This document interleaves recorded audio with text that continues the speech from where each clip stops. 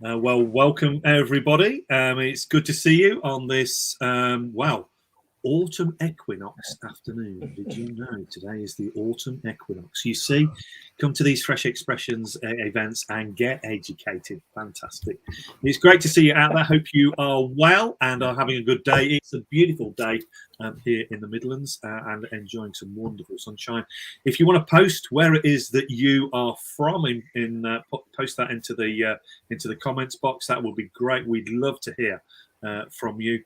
So this is a joint venture between Fresh Expressions and Youthscape, and we'll get folks to introduce themselves as we go through, but probably some of the people on the screen will be familiar to you. We're going to be just kind of sharing some of the the scene from a youth perspective. So we'll be hearing from Martin and from Hannah and listening to what it is. They've done a little bit of research, so we'll be looking forward to being able to hear about that. And then Andy and Mike will be talking a little bit about kind of Fresh Expressions, now that might offer some opportunities. And Josh, great to have you with us. Josh will be talking from his own experience. He's a youth worker in a context and he's delivering this stuff in his part of the world. So really looking forward to what it is that you have to say. And there's some of the stories which have always been a really important part of the Fresh Expressions kind of language about what it is that's going on and what's happening. So yeah, if you want to post where it is that you're from, we can see the comments coming in. That is brilliant. Great to see Schultz and Amy from Glasgow. Good to have you with us. Welcome, folks, from north of the border. So yeah, if folks want to chip in, that'll be fantastic. So we're just going to give, as folks turn up and as they begin to engage, you might want to just put where it is that you're from in the chat box. We're just going to do some introductions. So we've given, because there's 6 of us, we've given everybody a minute. Okay, so it's just very short and sweet. Martin's missed that in his in the intro. I thought I had a sentence, so I was, okay then. Well, in which much less than a minute. That's even better, Martin. Fantastic. So, Martin, do you want to kick off? Yeah. Okay. Oh, I've forgotten my sentence now, so you're going to get a longer version. But I'm Martin. I help to lead Youthscape and our event Satellites, and my role at Youthscape is Director of Innovation. And so as part of that, I oversee our thinking about new things and how we can create new models and programs and resources for youth ministries. That's really why I'm joining you today. I'm really excited about finding new ways of reaching and helping young people to engage with the unchanging transformational message of the Christian faith. Fantastic. Hannah. Hi, I'm Hannah. I also work for Youthscape and I support Martin on the innovation team here. So involved in creating new resources, thinking up new programs, and just generally trying to be spot the needs and opportunities of what young people need now and how we can meet those needs. So yeah, it's a lot of fun. Very excited to be here and excited to see where this conversation goes. Fantastic.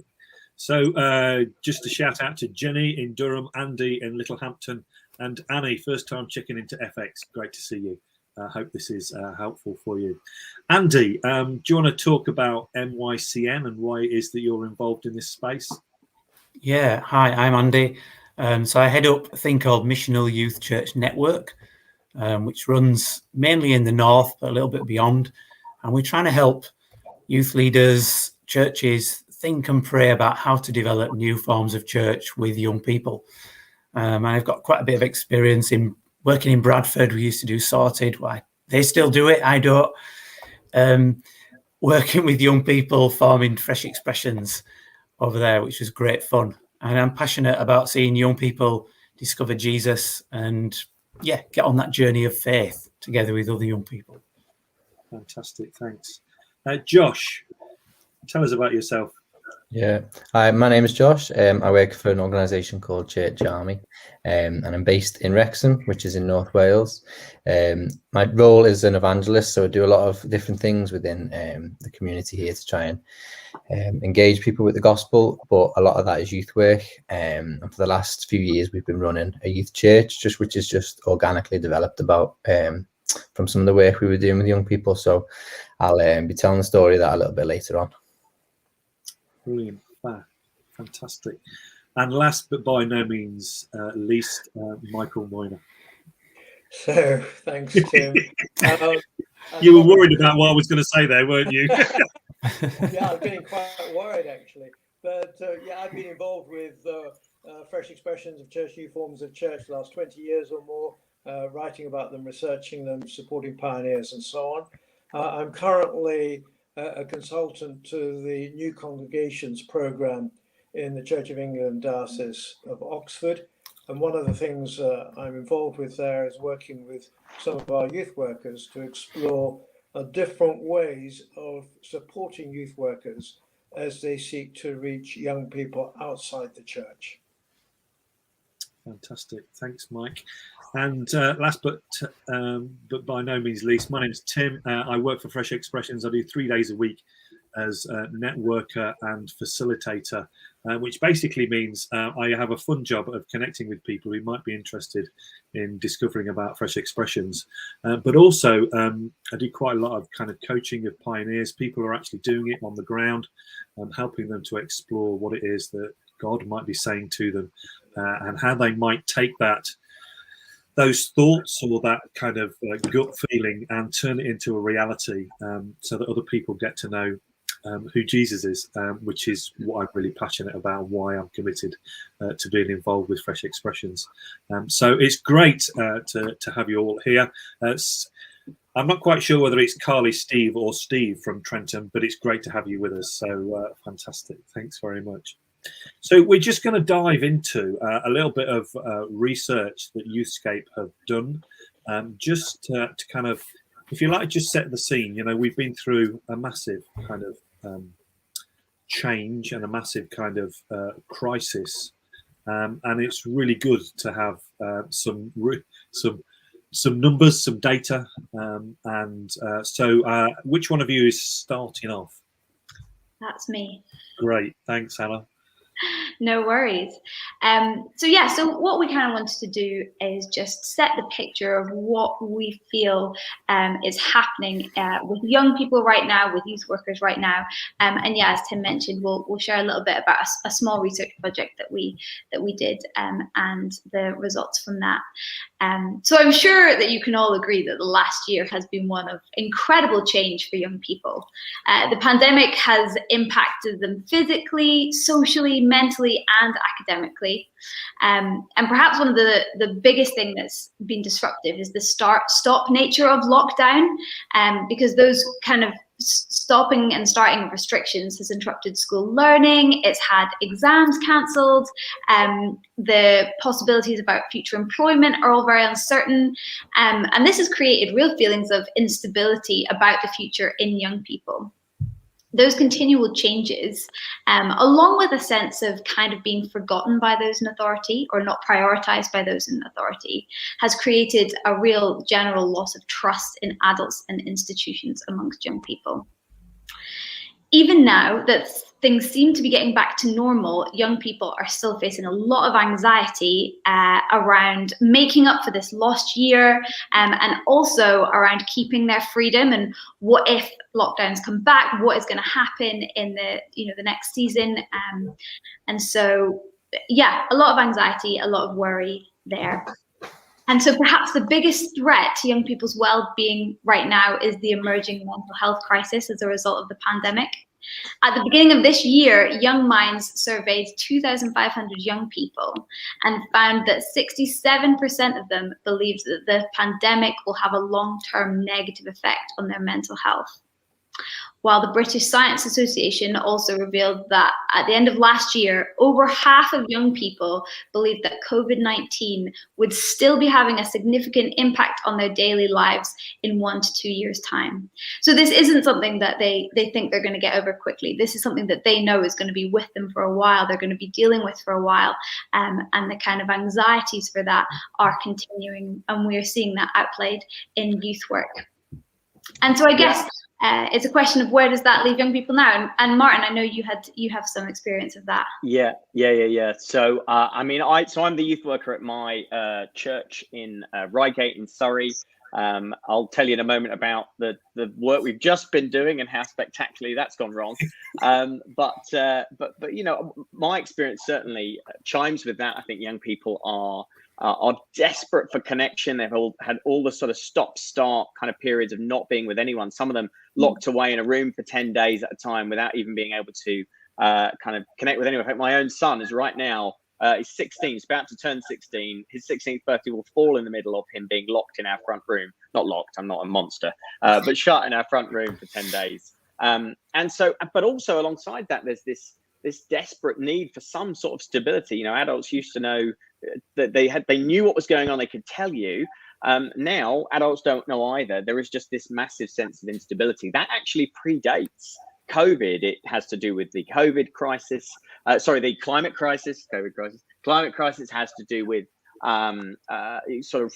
the situation around how expensive it is to go into further education, around unemployment. There's all these other areas of instability, which COVID just goes on top of. So there's tremendous instability. And so this threat of further restrictions and things going backwards sort of looms large for young people all the time. And they actually live in this constant state of like, okay, how much can I trust the future? How much can I trust the experts even? And so at the moment, I've just experienced firsthand what it looks like to try to do work with young people in this context. I thought it'd be a great idea to do a youth weekend this weekend. And so we had a fabulous time. Parents were on board. We actually took 30 young people away to a residential centre, Carity Wood. Many people will know it, of course. And we had a great time. And many young people became Christians. We had 12 young people who decided to become Christians the weekend. Fantastic. And came home, and then the phone started to ring.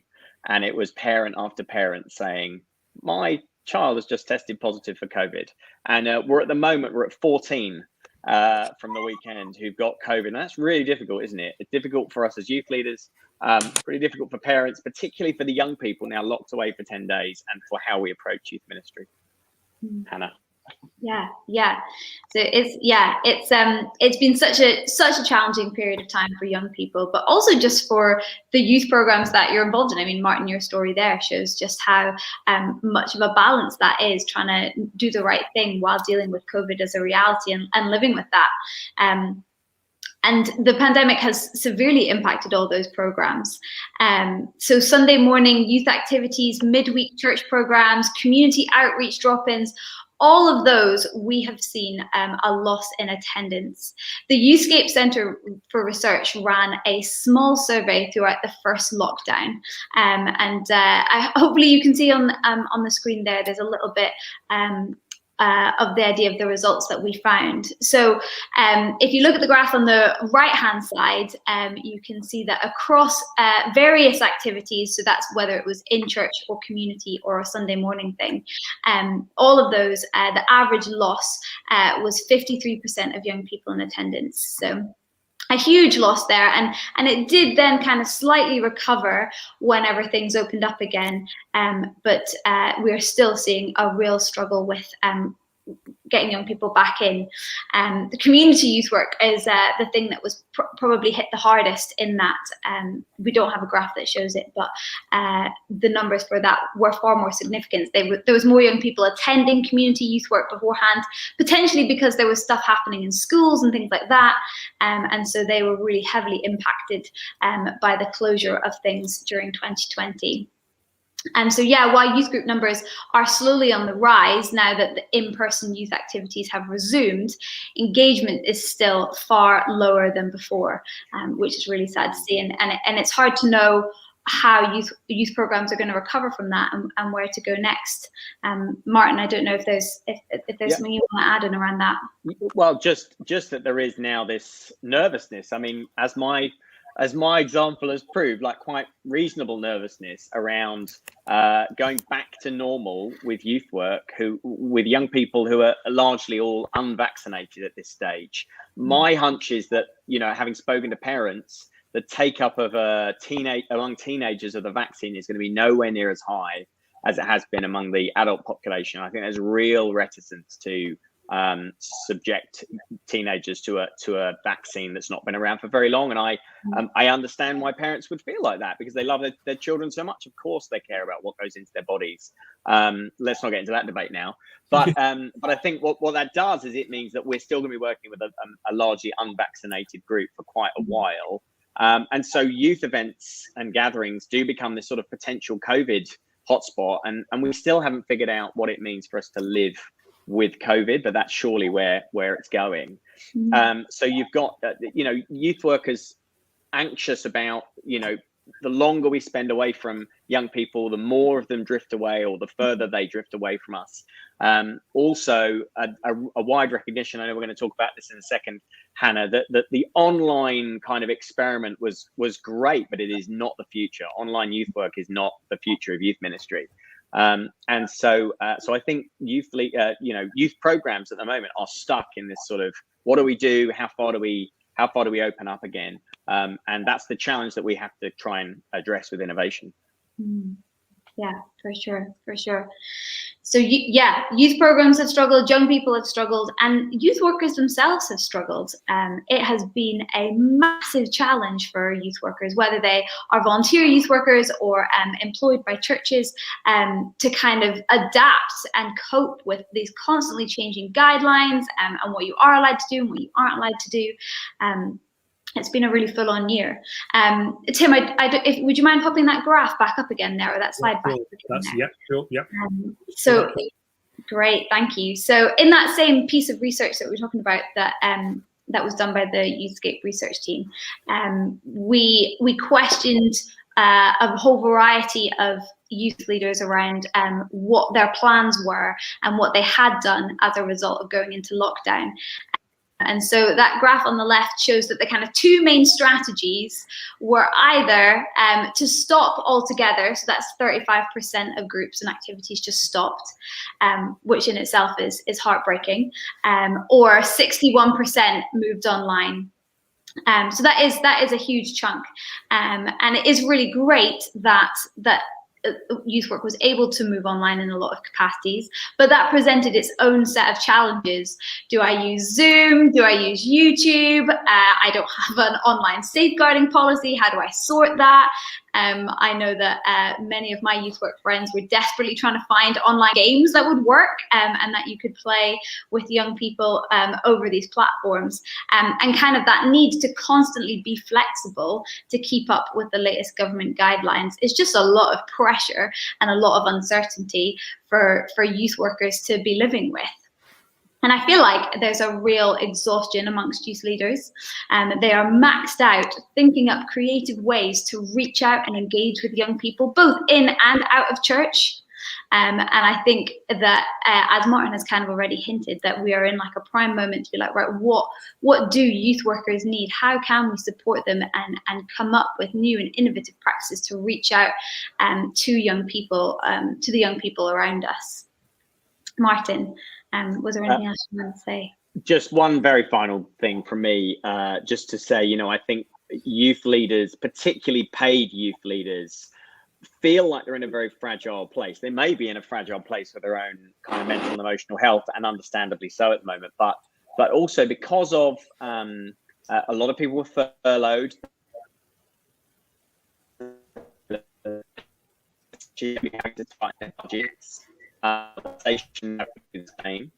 And there's just a worry that among lots of people that am I going to be the first person out? And if they have to cut the budget, will I be the first person? And so there's a renewed pressure, even in this time when things are obviously getting smaller. There's a renewed pressure to actually do even better than before, which is absolutely crazy. So we really need church leaders and organizational leaders to have patience and understand they're playing the long game here. Because the work of youth workers, anyone working with young people right now, is absolutely vital. Yeah. Thank you both. That's really helpful in terms of just kind of understanding and setting the scene. Just a shout out to Tim, who's joined us from Brisbane, Australia. G'day, mate. Good to have you with us. Andy, just a couple of sentences from your perspective. How's it been for you? Yeah, very similar. Youth workers are telling us very similar things, that quite a few young people are struggling with mental health after the lockdown. It was already there before. Interestingly, some young people are struggling with that because of the isolation of lockdown. And then there's the other problem. In some deprived areas, the young people were all out and about, but the adults were isolating. And so they were kind of left to their own devices, which didn't do any good either. Just wonder, coming out of this stuff, well, we're not coming out of it, but just a couple of strands, whilst we're still in this situation, seem to be some young people that seem to be more open to engaging with nature, going for walks. I've heard from some youth workers, it won't be all young people by any means. Some young people be more open to mindfulness and stillness, which may be little opportunities with some young people. And the other thing, just the thing I've heard other people say, is the importance of small youth work, small groups and so on at the moment, perhaps particularly if you've got lots of older volunteers, just alluding to what you were saying, Martin, about nervousness of working with young people. So maybe this is a time for doing things small as a way to build, hopefully, to bigger in the future. But yeah, very difficult times for everybody. And yeah, lots of youth workers struggling with groups not happening during the lockdown and now struggling to start again in very small ways. Andy, Steve wants to know where you're from. I'm from Bradford in West Yorkshire, and I still live there at the moment. And you work for NYCN.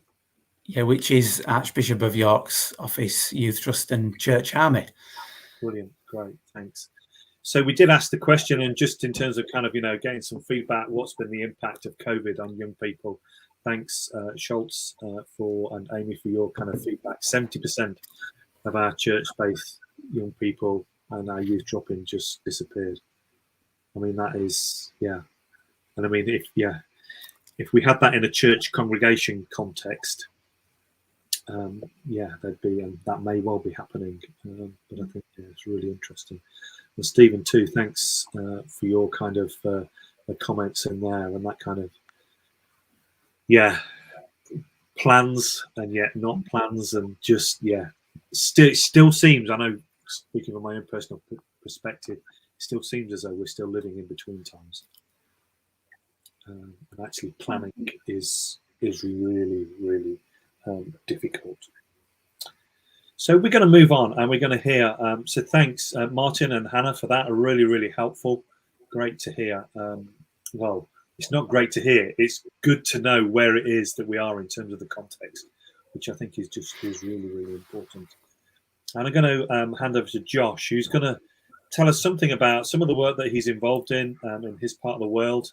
And just how it is that he's engaging. So Josh, over to you. Great to have you with us. Thanks. Yeah, cheers, Tim.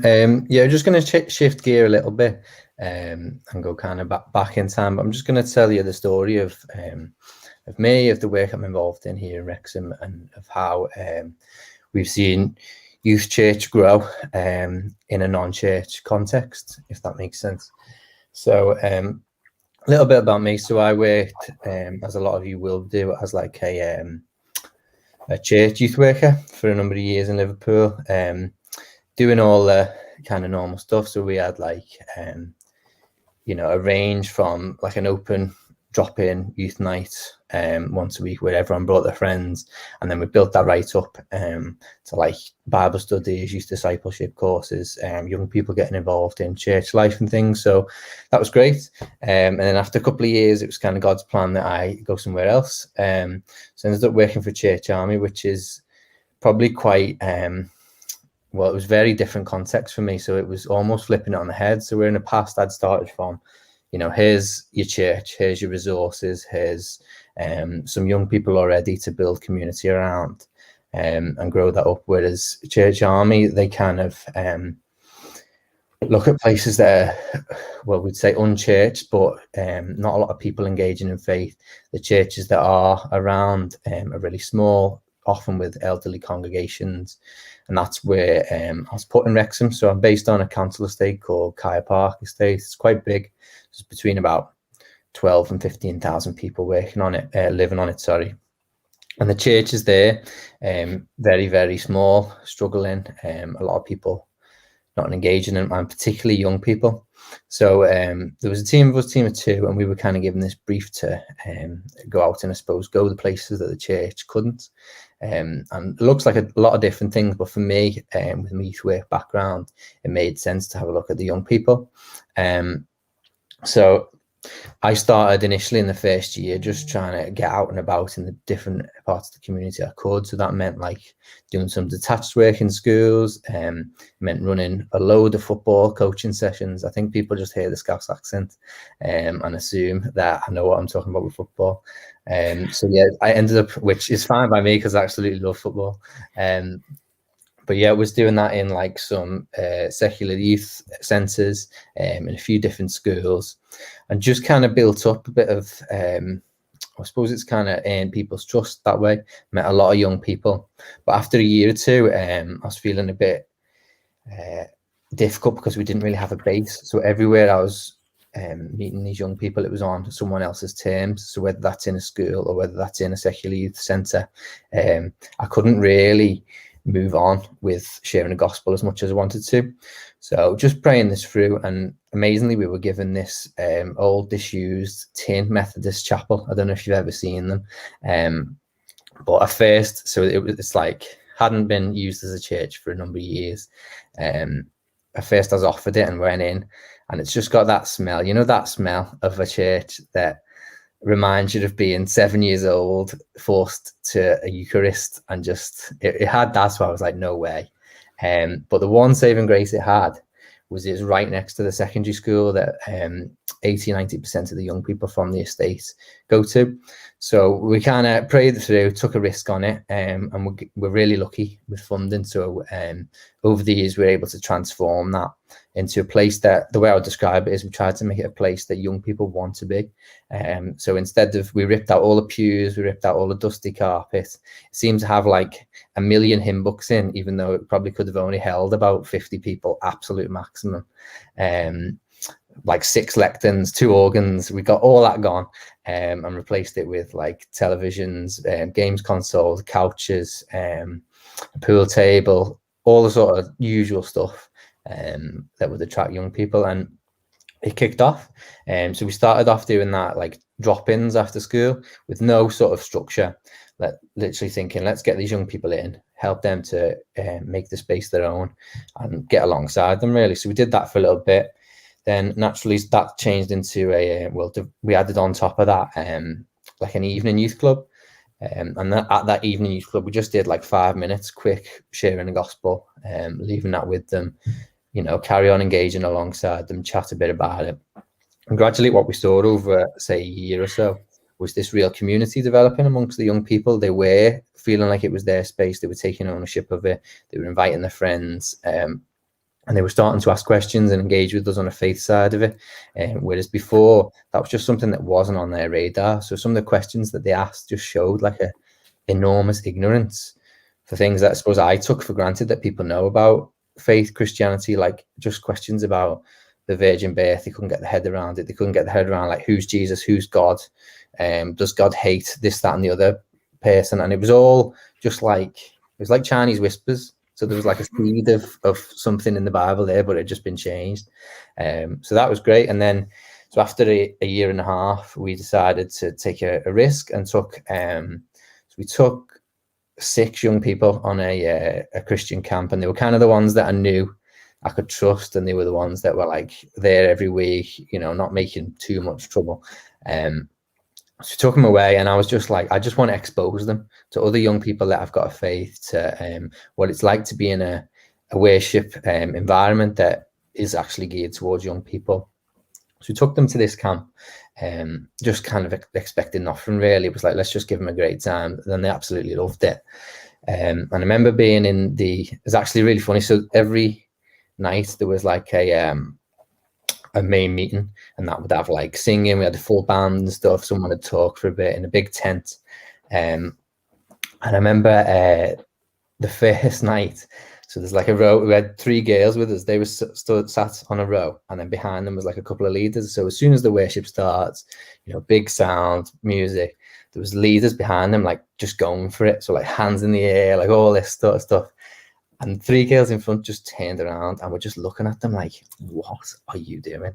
And it was just amazing to see, like, it's the first time they'd ever encountered anything like that. So at first I was just laughing, because I was like, you've got to see the funny side in that, haven't you? And the way these leaders just carried on going and battling through with like 3 hard-faced young people stood right there looking at them, was amazing. But further on, a few nights in, like they were kind of, moaning a little bit like, oh, do we have to go to the tent, or do we have to have a discussion now, blah, blah, blah. But then amazingly, halfway through one of the sessions, one of the lads that we brought with us comes to me and goes, can I have a chat outside? So I was thinking like, oh no, what's this about? And he comes out and I goes like, oh, what's the matter? And he goes, I want to be a Christian, don't I? I was like, I don't know, do you? And he was like, yeah, I do, yeah. So I was like, well, you don't, I was trying to be like, he's not just, let's make sure he's not just letting emotions or where he is run away with him. So we had a great chat, but it was dead funny. I was like, so why do you want to be a Christian? Like, do you know what that means? Expecting him to be, I don't know. I suppose I was just being a bit, what's the word, like critical, and being like, he doesn't know what he's talking about. He doesn't know what he's in for. He said to me, he was like, well, I believe God's got a plan for my life. I believe God loves me, and I want to get to know him a bit. And I was like, okay, well, I couldn't have said it better myself. So it was great. We just had a chat about the gospel story, what it means for him, and prayed together. Straight after that, he pops in the tent, and one of the girls comes out and goes, I want to be a Christian. I believe God's got a plan for my life, and I want to get to know him. I'm like, oh my word, I wasn't ready. So that was amazing. So then the following year, when we got back, we did Youth Alpha, which was a bit probably different to what Youth Alpha's textbook meant to look like. So it was great because there were loads of questions, loads of discussion.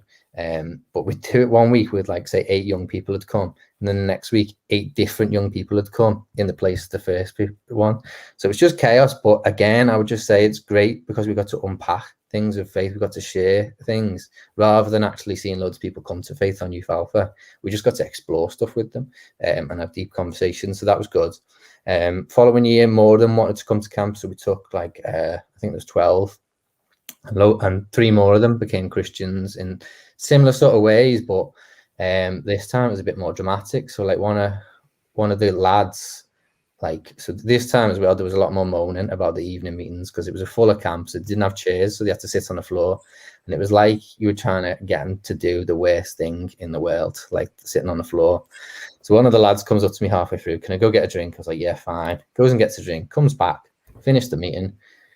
I was leading worship at the meeting, so I was almost the last person out, come out, and he stood there and he was like, can I have a chat? I was like, yeah. He's like, when I went to get a drink, and I was thinking, oh no, what's he done? Has he like smashed a window or something else? He's like, yeah, all of a sudden I was walking in a desert and there was a big hole, and I felt God tell me, jump over the hole. And I tried to jump over it, but I fell in. And as I was falling in, God called me and said, like, I'm never going to let you go. I love you. And he was like, what do you think that means? And I was like, oh my word, like, where has this come from? He's only gone to get a drink. So that was amazing. We just got to talk about that and prayed with him. And he decided he wanted to, to become a Christian there and then. And we prayed, and it was amazing to see him unpack it. Then straight away, again, 2 girls came. And what basically happened is one of the other young people had got up that meeting and shared like a picture he'd had from God, and the picture was like a wall. On one side of the wall, it was like all like dark and messy and whatever, and on the other side of the wall, it was like a paradise. And he was saying like, God's calling some people to come over to this side, blah blah blah, and then talking about what the wall could be in your life, what was stopping you. And these 2 girls come up to me and said, that picture that he said? I was like, yeah. And they were like, well, last night I saw that in my head, and then when we got back to the room, I said to this other girl, I've just seen, like, I had a dream kind of in the thing of this, and she was like, I had exactly the same, but they didn't know how to process it. And then the night after, this lad had got up and described what they'd seen. So again, just had an amazing chat about, you know, what that wall means for them. And one girl in particular, one of those two girls, like, it was such an amazing change to see him, because her face just started lighting up. She just became not another person, but like an exaggerated version of herself. So usually she's quite hard-faced, quite quiet, whereas now she just seemed like her face was lit up, and she was like down for anything, like having great chats and stuff. So that was amazing. They were the real highs. We got back then and we started what we call youth church. So I just wanted them to have a sort of space to grow and develop and to worship. Because if we tried to feed them into one of the churches that we were attached to, it just wouldn't work, because they struggled with the worship at camp, which was geared towards young people, you know, and the things they moaned about were obviously sitting on the floor, the length of time that the people would speak for, their worship songs. They loved the upbeat stuff, but they hated any of, like, you know, that typical moody worship song vibe that all of us love, and that I would say, like, you know, find it so easy to encounter God in. Like, they just hated it. They just were bored, and they're like, why would you listen to this? So we took on board those things, and when we started youth church, we were like, right, comfy seats, that's a big one. So we got couches out, we use them. Upbeat songs, all the songs are really, really lively. The talks and stuff got to be short. We have a break in between, and just try to make it a space that they feel comfortable to grow in. We had 8 months of this, and then in March 2020 we had the last youth church that we've had, and since then we've kind of had all the problems that Martin and Hannah were talking about before. But I think really, really briefly from me, like, so we online, like, they just didn't do online in lockdown. We felt like we lost touch with so many of them. The only time we saw them was when we went round. We just like went round every couple of weeks with like bags of sweets and stuff to say hello at the houses, and it was just like heartbreaking seeing them, because these young people seemed to be wasting away. They were in their pajamas at like 3 PM, just woken up, sitting there watching Netflix. But since starting back, we've seen a real hunger just for community, and we haven't done anything like spectacular. We've just made space for these young people to gather, and we're seeing ones that had gone off the boil a little bit, that had disappeared, just coming back and like being hungry for it. And they're like, some of them are like 17 now, and they're still really keen just to pick up where they left off. So for us, like, I know I've read some of the comments and know that it's so hard, and we have lost quite a lot of other young people as well. But this Sunday, actually, we're doing youth church for the first time, and it's so exciting just to be like, right, even within this whole 2 years where I was in like my lowest place as a youth worker, where I thought, you know, everything we've worked towards is gone.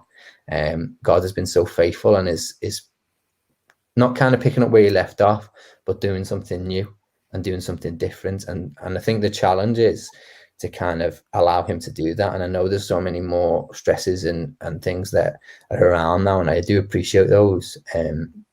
We've still got them, to be honest. I still worry, but he's just got, I suppose the thing is, God has taught us that we've just got to trust him and trust his process and not be precious. Because, you know, March 2020, I had this 2-year plan of where we were going to be, of what we were going to be doing. None of that happened, but actually God has been faithful, and these young people are still there. So yeah, that's a bit from me. Hopefully that made sense. Josh, yeah. Fantastic story. Thank you so much for sharing. Cheers, appreciate it. So, Steve, is Josh free to be contacted? I presume he's after you to teach football or something. Yeah, I am free to be contacted. Yeah, we could probably, if you, we're going to put some email contact at Fresh Expressions, and we could probably put you in touch with Josh, Steve, if you want to be in touch with him. That would be great. But we just, but brilliant. Thank you for sharing that. And yeah, my heart goes out to you when you just think that all that stuff just ends. But actually, it's great to hear that people are coming back. We really pray that God blesses you. What time are you meeting on? Is it Sunday? Yeah, 4 o'clock on Sunday. 4 o'clock Sunday. So anybody who's listening, pray 4 o'clock on Sunday for Josh and the whole team. That would be brilliant. So Yeah, thank you for that. Right, So we're going to move on, because I think, if you like, and we've seen it, we've heard it, if you like, is that God, it does seem as though God is at work in the world through this pandemic, and it's about, so often in terms of the Fresh Expressions journey, it's about the belief that actually, how can we join in with that? What does that look like? What are the opportunities that we might be involved in that? So I'm going to move on to kind of forming disciples where young people are. Well, we've heard Josh tell his story about forming church in that particular context for young people, and just that whole thing about actually, the gap between more traditional forms of church, great as they are, don't get me wrong, absolutely fantastic, but actually the gap is often just too big. So I'm going to hand over to Andy, who's going to talk us through some of this stuff and some of his experience and some of the stuff that he's learned from doing this on the ground, having reflected. And I think Mike's going to chip in as well. So brilliant, thanks. Yeah, thanks, Tim. Can we just see that slide? Sure can. Yep. Here you go. We developed youth church sort of 3 times in Bradford, and then a guy who was with us went down and did the same thing in South London. And some of the things we learned that fit really well with what Josh has done, really, can be seen in terms of this diagram. And starting with listen, often when we've tried to start church with young people, we've gone to them. We've tried to get away from just inviting them to come to us, but we've tried to get alongside them in schools, whether it's through lunch clubs or school playgrounds, or whether it's through chatting to young people in the local community, in the parks, on the streets. And we always say to people, start by listening. What are the young people's hopes, their fears, their aspirations? What's important for them? What's going on in their world? And then reflecting, start to think through, well, how is the gospel relevant? Where does it connect for these particular young people? And, even thinking, although it'd be early days, to think, well, what might church look like if we were to develop it with these young people? And then going on to love, think about how do we build relationships with these young people? What kind of activities or things are important to them that we can do that with?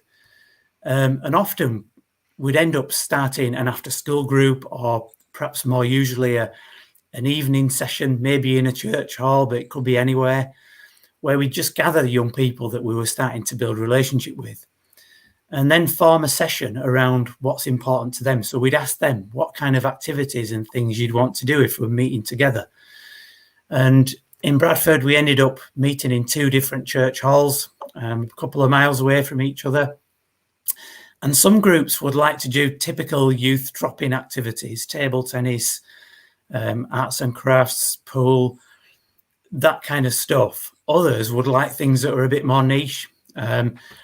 We'd have young people that would want to form a band, or they would want to develop things. You might get other young people in other areas that want to do something around the environment. Whatever it is, I think the key is starting with them. And then as we try and develop community with them, we'd use typical youth club type of things like forming ground rules, planning sessions, setting up and packing away, but we'd use them as tools to build community. So everything we do, after a while, we worked out was much better if we did it with the young people. And it became a sense that they would have ownership. They would feel that it was something shared that we were developing together. And then in terms of sharing Jesus, when I first began doing this, I would do little God talks for about 5 or 10 minutes with these. We'd gather around 30 to 40 unchurched young people. And I remember after a while having a conversation with some of the key young people and said, how do you think we should do this? And they gave me some quite frank advice. They said, Andy, stop doing the talks. Start doing some interviews, little interviews with different members, different church volunteers who are helping out, or some of the key young people. So I turned around and said, okay, I said, why do you say that? And they said, well, because we know a lot about, we know you quite well. You come into school, and we know Carl, who was a guy who was working with me, but we don't know some of the other team members that well. So we'd love to know a bit more about them. Oh, okay then. Okay, we'll do it your way then. So we started these little interviews, And of course, these volunteers would say a little bit about their life, their interests, but they'd also say something about their faith.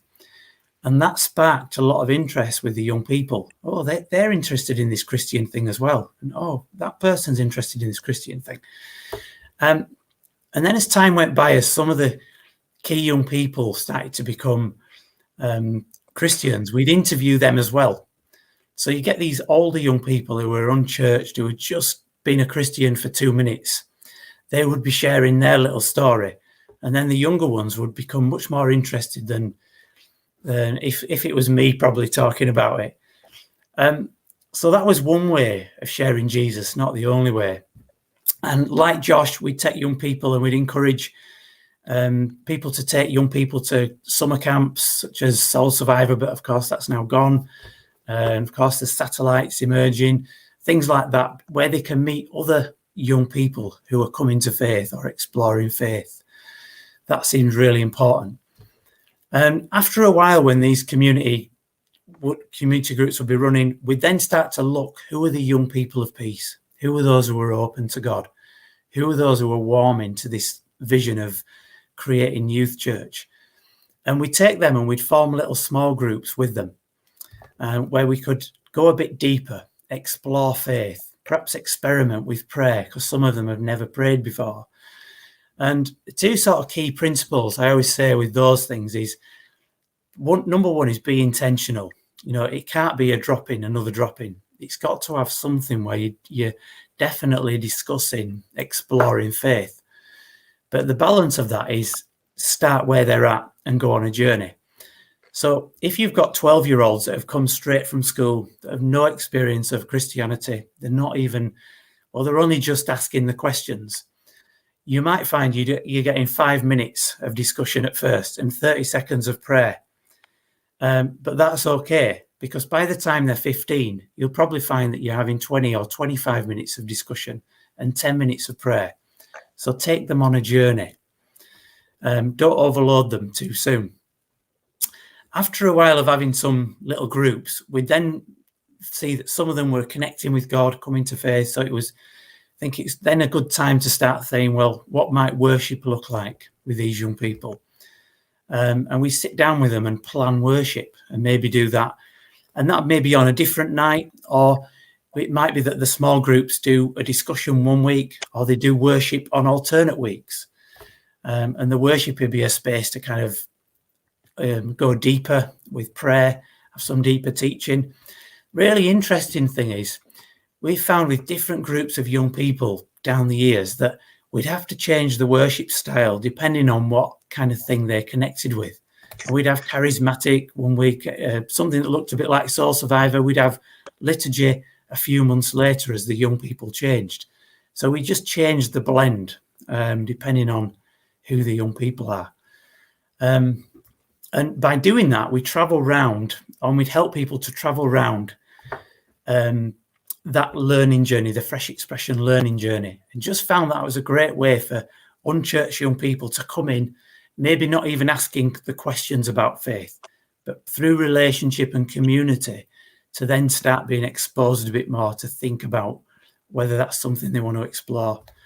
And last thing just to say is, if this sometimes comes through to something like worship, but they're not quite ready for it, it's quite structured maybe, they can drop out, stick with the community stuff, but they're still part of it. And then when they're ready, they maybe in a year's time, when they've grown and explored a bit more, they can come back in. So yeah, that's a few thoughts of how that can work with different groups and different contexts. And I'll Mike. just add in, Andy, just very, very quickly, that little journey cycle that Andy's described. Obviously, different groups will travel through it differently, and it's all much more messy, and people go back and forward through that journey. But the brilliant thing about it is it kind of gives you a map. You can see where you've got to, and it sets a question for you. What do we do next? You know, if you're at one stage of the journey, we're beginning to love people, we're doing playing football with them and organizing soccer with them. Well, how now do we build community? That's the next question. If you're building community, well, now how do we begin to share Jesus? What could we do? And so, sometimes working with people outside the church, it can feel like playing football without goalposts. After a bit, you begin to wonder, well, what are we doing? Where do we go next? What's the point of this? And the brilliant thing about this journey that Andy's described is it helps you to see what you should do next. And you'll do it in your own unique way, but it means you never stand still. You're always trying to move on. Yeah, absolutely. And just to emphasize your point there, Mike, that people do this very differently. And just with what we're doing with Missional Youth Church, there's people with doing youth cafe stuff, people trying to do it in rural areas. And again, the journey and the principles stay centre, but what it looks like will be quite contextual. And that's quite exciting, really. Because, I always say God doesn't do exactly the same thing in a different place. He does something unique because people are unique. God never leaves identical fingerprints. Brilliant, thanks. So if folks have got any questions which they want to ask Josh or anybody who's kind of taking part today, then please do put the chats, or put the questions in the chat, and we'll be ready to answer you. I know Steve asked a question about just that whole thing about how do you kind of move from, and I'm just trying to find it. Yeah, here we go. And this is a kind of a common one in many ways. How did Josh move from the activities to sharing the gospel? And actually, go on. Go on, Josh. Yeah, sorry, I was just going to say, it's a really good question. I think before I did this, I'd probably have the same question, especially because I was working in a church environment. But for us, so the reason we did things like football and things like the drop-in, which had no kind of no faith elements, was just to build up the relationships, because I think trust amongst young people is a massive thing. So I know if I would have just started going straight in to places, just like telling them about Jesus, no matter how good my delivery was, it's easy to dismiss someone that you don't know, isn't it? So we found that's been most of the power in what we've done, has been because it's been real, it's been between us. Like the best response I've ever had to sharing the gospel with young people was sitting down with 5 of them who were moaning, saying they don't get all the Jesus stuff at camp. And then I told them the story of how God had led me to come and work with them, and just asked them the question, right, so do you think I'm insane? And they were like, no. And I was like, well, that's good to hear, for one thing, because that could have gone either way. But I was like, the other thing is then you've got to maybe consider that God might be real, and God might be guiding you towards a relationship with me, a relationship with the other leaders. But I think practically what we did, so we started a different group. So we went, the drop-ins are still now running and there's still no faith elements, but we guide them to other groups. So whether that's something like Youth Alpha, or whether it was just a youth club for us with a 5-minute talk, or even inviting them, like we took a risk and took them to camp where they're going to be exposed to it loads. I think that helps a bit, because you're not changing what you're doing. So like if I was coaching football and all of a sudden I said, right, we're going to stop for 5 minutes and I'm going to tell you about Jesus, it wouldn't have gone down. But if I'm like, come to this other thing, we will have a little talk, that's just part of it. They accepted a bit more, because they're like, oh, right, that's just what happens here. So I think for us, that's what we did, like, was something different. I appreciate that might not be possible, say if you're volunteers, or if you're part-time or whatever. But maybe even just allowing space. I know a friend of mine, so they used to have a youth group that was like largely just social, and they wanted to bring something in. So what they did was give it as optional, but with kind of a little bribe, I think, as well. So there was like chocolate or something involved. So if you come along to this bit, like a few of us are going to go into a different room. If you come along, you get a chocolate bar or whatever. And they just did it like that, and it was optional, and that seemed to work for them, because, well, A, there wasn't so much disruption, but B, the ones interested were engaging, and it was there. So just a couple of ideas. Yeah. One youth worker told me what she did was she put 2 tables. On one table she wrote Love Island, on another table she wrote the name of a celebrity. She invited the young people to gather around one of those two tables to talk about the themes on the table. After a few minutes, she said to them, just imagine that God existed. What would he or she or it think about that? Very simple way of having a conversation and connecting God into that in a way that young people might never expect, but becomes fun and opens doors. I think there's something as well, isn't there, about when there's need through all that relationship building that you've been talking about as well, Josh. When there's a need, then prayer can be a natural response with some people and can have a big impact. Yeah. Brilliant. Thanks, guys. I'm aware we just kind of we got about 5 minutes to go in terms of our kind of conversations. Is there anything anybody else just wants to kind of to add in? To pick up on that theme of the Sharing Jesus resource that we've drawn your attention to, there's a fantastic little video by a youth worker who describes how working with people outside the church, prayer in a very, very simple way, so easy that anyone can do it, really made a difference. And you'll find that in about the second unit, I think, of or the second little topic in that little Sharing Jesus resource. Fantastic. Thanks, Mike. Martin. Yeah, a lot of youth groups tend to go for, or youth leaders, especially with a more sort of drop-in based or community-based youth work, tend to go for a sort of God slot approach. So you might do mainly open youth work and then do a God slot. I don't think that's necessarily a bad model. It's not necessarily a bad model, but it definitely, what kills it is if you're embarrassed about it and ashamed of it. I noticed one of the things Andy said was that naturally, you know, when this stuff's good, it grows. And so you might start with a small God slot, but actually that will grow and grow as interest and connection grows. And I think just my number one piece of advice of this stuff would be, you know, don't be, I mean, it's a bit cheesy to say, but don't be ashamed of the gospel that you carry. Like, don't be embarrassed. Like, I think it's great to say to young people, we care about you enough and we believe in this enough that we want to tell you about it and we want to talk to you about it. And I've always found young people connect with that and respect that. I don't think we need to be embarrassed of it. The other thing I was going to throw in off the back of Josh's story is it can be incredibly effective to take a group of young people, especially unchurched young people, to a summer event or an event at a different part of the year.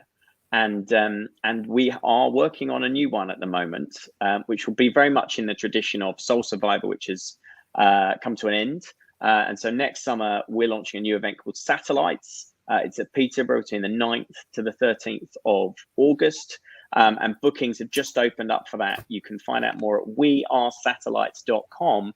And one of the things I just really want to draw your attention to is the fact that we really want young people who don't have a faith, who don't have a church background, to come to that, and for people to feel confident that they can invite those young people who aren't necessarily in church or, you know, in discipleship or whatever you want to call it, to come to that. They'll have a great time. They'll be safe. And they'll be included and welcome, and there'll be stuff for them there. So I'd love people to come along to that Satellites, 9th to the 13th of August, wearesatellites.com. Brilliant. Thanks, Martin. It's great to hear that that's continuing in a slightly different form, but brilliant to hear that that's happening and going on. So we're just kind of coming into land. Just want to remind you about the National Youth Ministry Weekend. If you're a youth worker and you're not involved in that, but Youthscape really key in making that happen to the 12th to the 14th of November. So really, really good. I used to go in my younger days and it was absolutely brilliant in terms of connecting with people and experiencing that. And we hope that actually some people from Fresh Expressions will be there. Look out for us in the programme. Andy and myself will certainly be there, and I think Mike as well. So if you want to come on this journey with us, and we are interested, if you kind of want to know more about this journey, we're quite committed as a group of as a partnership between Youthscape and FX. If you want to go on this journey and continue to explore what this might look like, then actually just email contact@freshexpressions.org.uk, and we'll share that with the guys at Youthscape and have a conversation as to something that might evolve into. and might develop. So yeah, really. Is it worth just saying that we've been experimenting or beginning to experiment or have ideas for how youth workers and their teams perhaps can come together and actually support each other in a way that's just full of fun and really exciting. Yeah, and I think we're kind of committed to, if there are people interested in that, we'd love to see that happen and help you to be able to engage with that. So yeah. Steve just asked the question of what will the cost be. The Sharing Jesus event is next week, Wednesday, the 30th, and you can go online to find that. And thanks, Luke, for putting the satellite stuff in there. And Steve, the event in the evening for launching Sharing Jesus is free. All we ask you to do is to just register with us so that we know approximately how many people are coming forward and taking part in that. Hannah's just disappeared.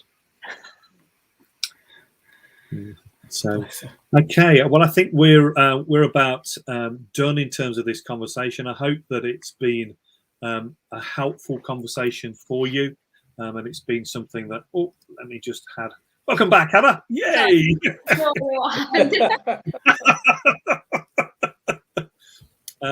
We hope it's been a really helpful conversation for you. It's been brilliant to hear some of the stories and some of the things that young people are experiencing.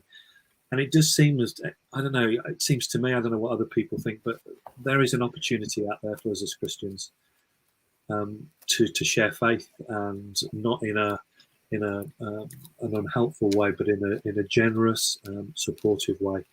Because I think God is at work in the world, and He's calling us as Christians to join in with that work. So thank you, everybody, for taking part today. Thanks to Andy, to Martin, to Hannah, Mike, and to Josh for your incredible story. Bless you on Sunday. And we're signing off. Take care. God bless everybody, and may God go with you.